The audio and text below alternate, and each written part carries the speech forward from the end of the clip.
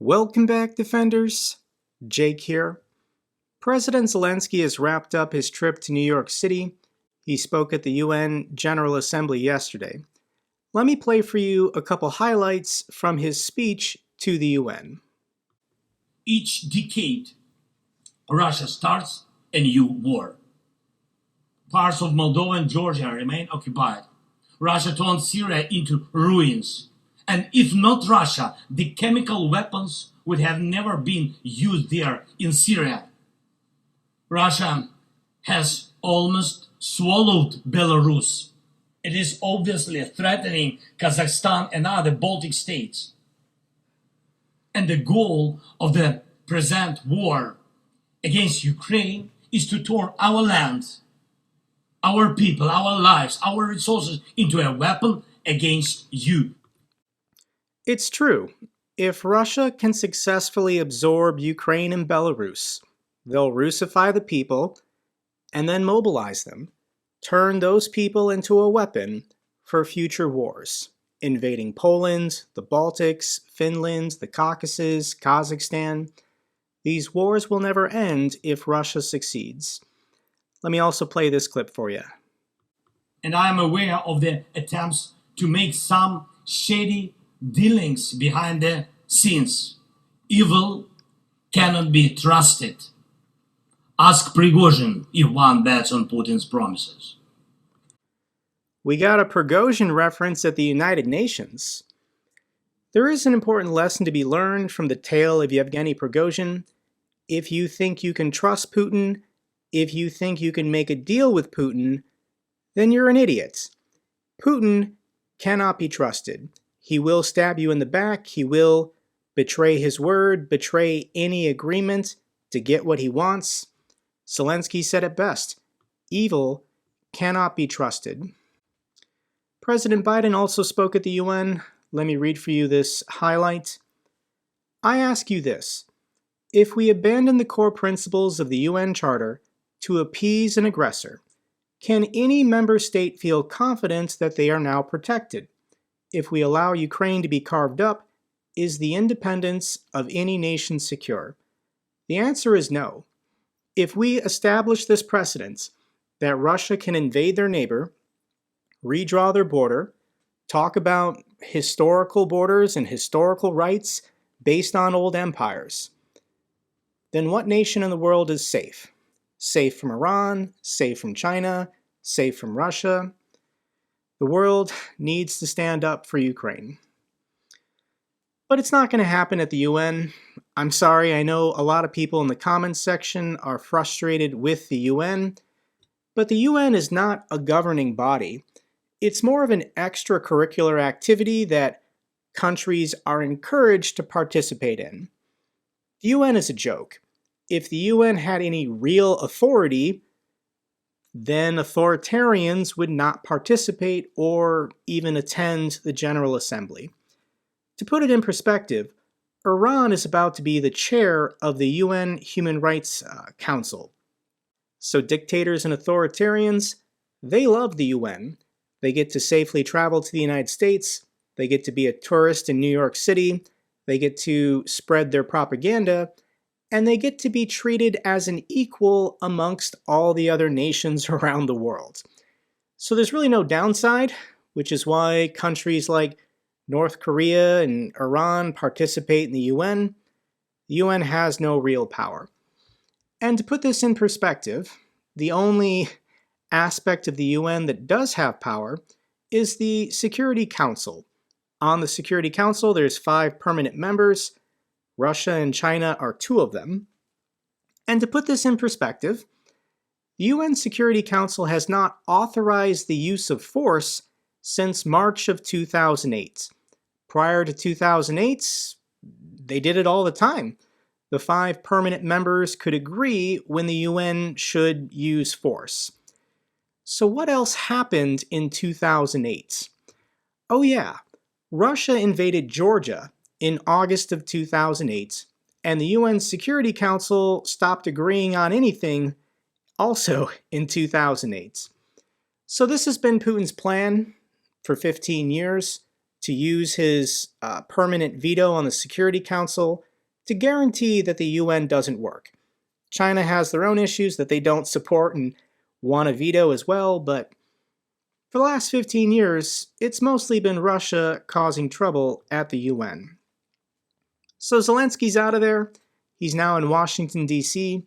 He's going to meet leaders at the Pentagon as well as the U.S. Capitol, members of Congress. And the next 2 weeks, there's going to be a lot of scary headlines. I'm going to tell you, this is my professional opinion, ignore everything. Ignore the media. They're going to try and scare you. They're going to try and freak you out. If you're not American, you're not going to understand U.S. politics, and none of this is going to make sense to you. Potential U.S. government shutdown could put Ukraine aid at risk. The possibility of an impending shutdown in the U.S. may threaten to disrupt the flow of military aid to Ukraine. So this is both true and not true. Everyone in the military is considered an essential service, so anyone in uniform is going to continue showing up to work even though they're not going to get paid. And I do believe, I have 99% confidence that Speaker McCarthy will allow a vote on Ukraine aid, and there are enough members in both parties that another year's worth of funding, about $24 billion, will be passed by Congress. But Speaker McCarthy does want to appease members of his base, so he's pretending like he's struggling with this decision. He stated, "I have questions for Zelensky," before allowing a vote to occur. But here's the bottom line. A new poll. Majority of Americans support continued aid for Ukraine. This poll was released on September 20th by the organization Razom. And here are the findings. 81% of Americans agree that the U.S. should stand up for vulnerable people and human rights whenever possible. 63% of Americans support continuing military support for Ukraine in next year's federal budget. 59% support continuing our financial and military support for Ukraine until Russia leaves all of Ukraine's territory. 59%. Only less than 20% of Americans want Ukraine to settle the war now and give up territory to Russia. 68% recognize that Russia is attempting a genocide in Ukraine, and 63% say we need to defeat Putin now. So government shutdowns in the United States are so common, there's a Wikipedia page for it. So let me just take you through the history because the next 2 weeks are going to be obnoxious. But back in the 80s, we would have government shutdowns for like one day. 1980, 1981, 1984, 1986. All these government shutdowns were just one day. It then started getting interesting in the 1990s. 3 days, 5 days, and then in 95, 21 days. That was 3 weeks. 2013, 16 days. 2018, 3 days. And then in 2018, we had a government shutdown for 35 days. Now, I was in the United States Air Force serving on active duty in 2018, 2019, and I didn't get paid for a month. I still had to show up to work. Everyone in an essential service job is still going to go to their job every day, but they're not going to get their paychecks. So for the United States military, they're going to get paid on September 29th. That won't be affected. The government shutdown will go into effect on October 1st. And if Congress doesn't pass a funding bill by October 13th, then nobody in the military will get paid. If they pass a funding bill on October 12th, everyone will still get paid. It'll feel normal. So what the Republicans in Congress, and I'm sorry, but for the last 30 years, it's always House Republicans causing these government shutdowns. They're fine shutting down the government until members of the military start calling them because they didn't get their paycheck mid-month. It's possible the government shutdown could go another 30 or 35 days, But if members of the military don't get their paycheck on November 1st, there's going to be some nasty letters and nasty calls from people to their congressional representatives. So that's my theory. It's all political theater. The government will be funded. I do believe confidently that another year's worth of funding for Ukraine will be voted on and it will pass. And the reason why is there are still adults in the Republican Party. Just last week, 4 Republican senators, this was Tom Cotton, Roger Wicker, Susan Collins, and Lindsey Graham, all strong supporters of Ukraine. They wrote this letter to Joe Biden, basically demanding that ATACMS be sent for Ukraine. I don't think ATACMS are going to be announced in the next 2 weeks. I think they're going to wait for Russia to announce their mobilization. ATACMS will come after that. And I don't want to sound political. I'm not being biased against Republicans here, but it is mostly House Republicans, about 50 of them, that don't support Ukraine for whatever reason and say nice things about Russia. In the Republican primary currently happening, this is the most divisive issue. Most of these Republican primary challengers all agree on every social or economic issue. It's only foreign policy that they're disagreeing on anything. For example, former Vice President Mike Pence is running for president, and he is a very strong supporter of Ukraine. If I'm president of the United States, we will give the people of Ukraine the resources they need to defeat and repel the Russian invasion and reclaim their sovereignty. That is a very clear and strong statement from former Vice President Mike Pence. I wish all my current political leaders were speaking this strongly and clearly about our national defense. Protecting Ukraine, supporting Ukraine is in the best interest for the United States' national security. Let's switch over to the war map and talk about what's been happening the last 2 days. And the Russians got attacked in Sochi, and I don't think they were expecting it. A fuel depot got hit and no air defenses went off, so either they weren't turned on or Russia doesn't have any in Sochi, Russia, because they just assumed there weren't any, valuable enough military targets where Ukraine would attack Sochi. So the Russians got caught off guard.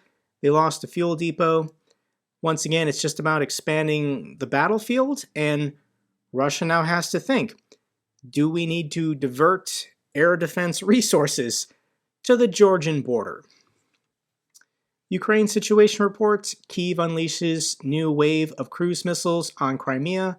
Storm Shadow and Scalp EG cruise missiles were reportedly at the forefront of the latest wave of Ukrainian strikes against Crimea. This is going to become a repeating theme on this channel. Crimea just got struck. I think every video I make for the next year or so, it's going to be the same headline. Drones and missiles struck Crimea. Ukraine confirms missile attack in Crimea, says Russia's Black Sea Fleet Command Center has been hit. Ukraine's National Resistance Center said that in Crimea, the main command post of Russia's Black Sea Fleet near Belbek airfield was hit by Ukrainian missiles on Wednesday morning. So this is what Ukraine has been building towards the last 2 or 3 months, carefully going after all of Russia's air defense systems on the peninsula, and they can now strike Sevastopol whenever they want. Sure, some of them are still being shot down. Russia still has air defense systems that are active. But this is no longer, invincible, as the Russians imagined they were probably just 3 months ago. If you are a high-value military target in Sevastopol, your days are numbered. It's only a matter of time before Ukraine successfully hits you with a drone or cruise missile. There were other targets that were hit. Ukraine has been conducting these wave attacks at night, launching S-200 missiles to trigger Russia's air defense systems. Once those are discovered, You send in the harm missiles to take out their radar, and then you launch the good stuff, the storm shadows and the scalps, for the highest value targets. There's pictures and videos online. I'll link it down below if you want to see Russia on fire. Claims swirl around sabotage raid on airbase near Moscow. This is Chekhovsky Air Base, just outside of Moscow.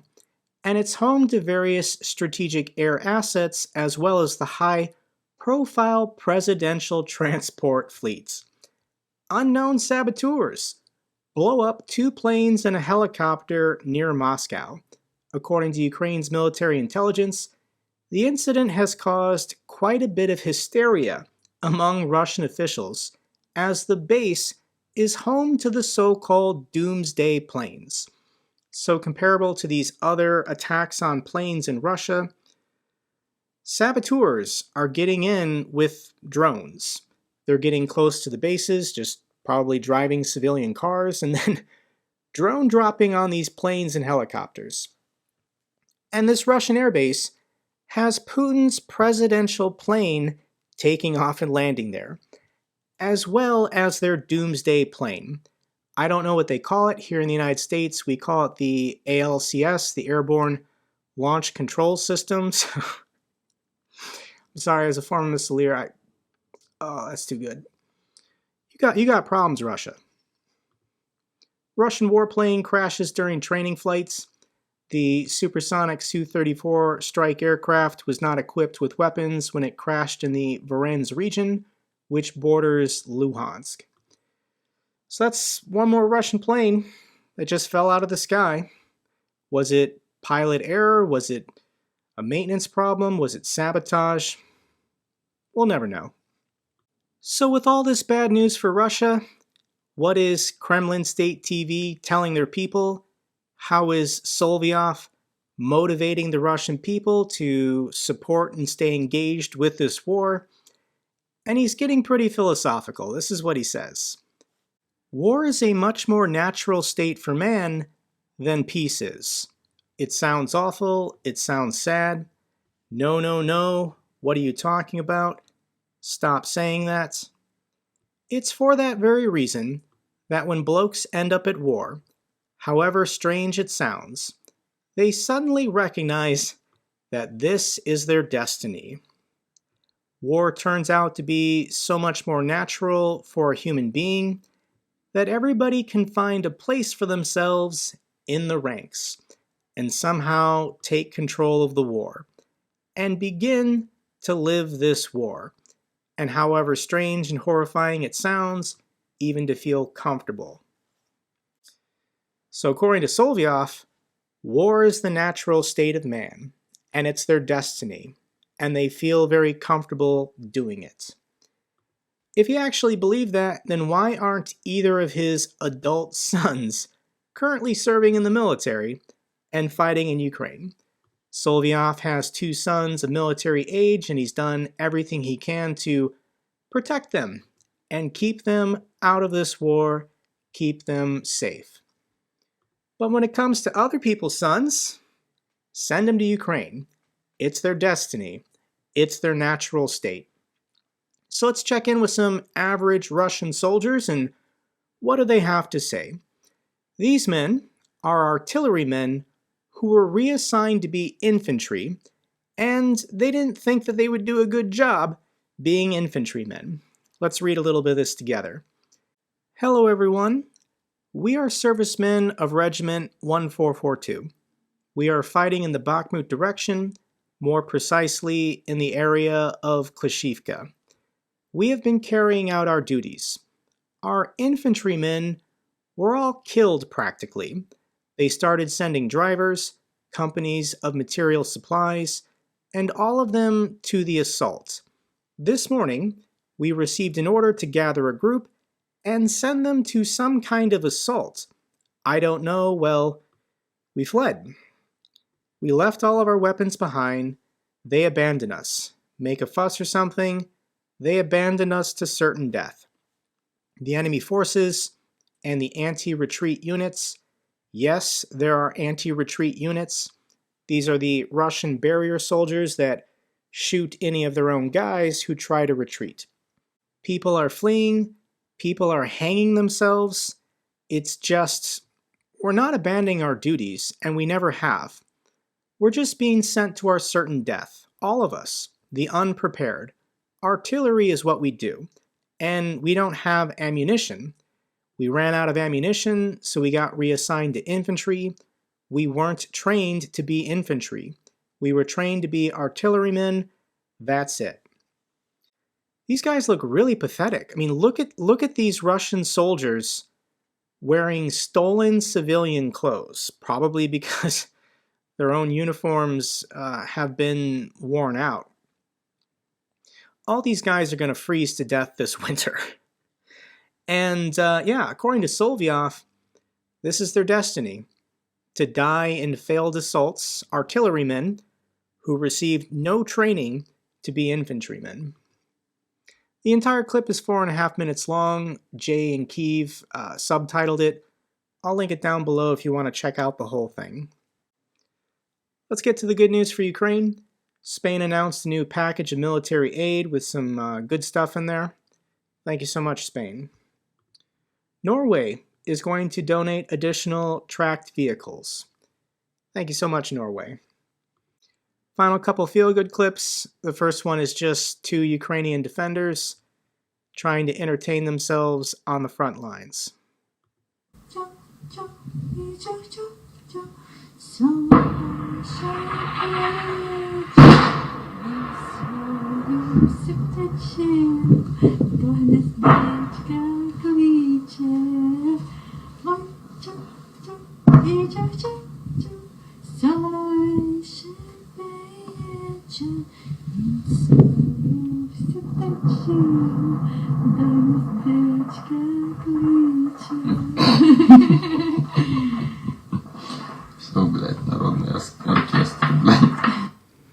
At least the weather looks nice.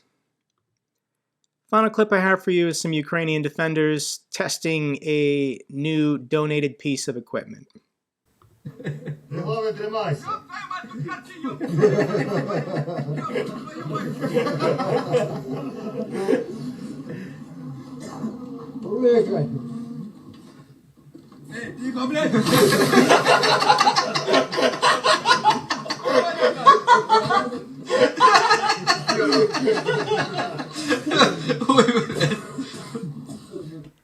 Looks like fun. I'd give it a try. That's all for this update video. Glory to Ukraine, glory to the heroes. If you found this video informative, give me a thumbs up. Best way to support the channel. Comments and questions, let me know down below. I love hearing from you guys. Till the next video, keep defending the truth, keep defending democracy.